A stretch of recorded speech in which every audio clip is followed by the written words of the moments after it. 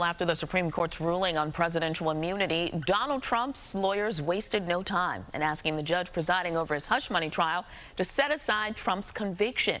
But it may not be that easy. Good day's Robert Moses. He joins us from Lower Manhattan, outside that courthouse, better yet, to help us break it all down. And Robert, this is monumental nonetheless.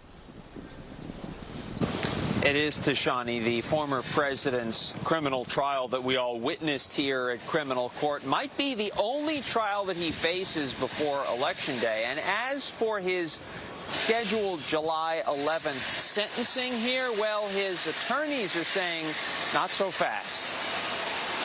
Former President Donald Trump's lawyers are asking Judge Juan Merchan to set aside his conviction in the hush money case and delay his sentencing in 9 days in light of yesterday's Supreme Court ruling granting former presidents immunity from prosecution for official acts. The former president's legal team made its requests in a letter which could become public as soon as today, and argues that prosecutors should not have been allowed to introduce evidence that amounted to official presidential acts. Former President Trump's attorneys have contended, for instance, that his social media posts about his longtime fixer Michael Cohen from his time as president should not have been included in the trial.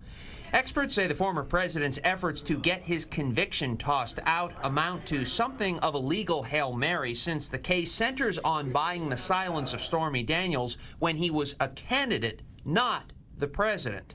Former President Trump called yesterday's 6-3 Supreme Court ruling a big win for our Constitution and democracy. Last night, in a primetime address at the White House, President Joe Biden said he begs to differ. The American people must decide. They want to entrust the president once again, the presidency, to Donald Trump, now knowing he'll be even more emboldened to do whatever he pleases whenever he wants to do it. The ruling means the former president almost certainly will not be tried before the election this November for his role in the January 6th insurrection. It's a defeat for special counsel Jack Smith, who brought the case. Writing for the minority, Justice Sonia Sotomayor wrote, "With fear for our democracy, I dissent."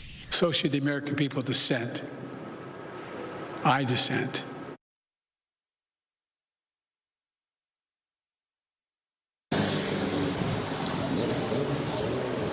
And Manhattan DA Alvin Bragg has not commented on the letter from the former president's attorneys. Now, the judge in this case could tell his attorneys to include their request in their appeal after the former president gets sentenced here in 9 days.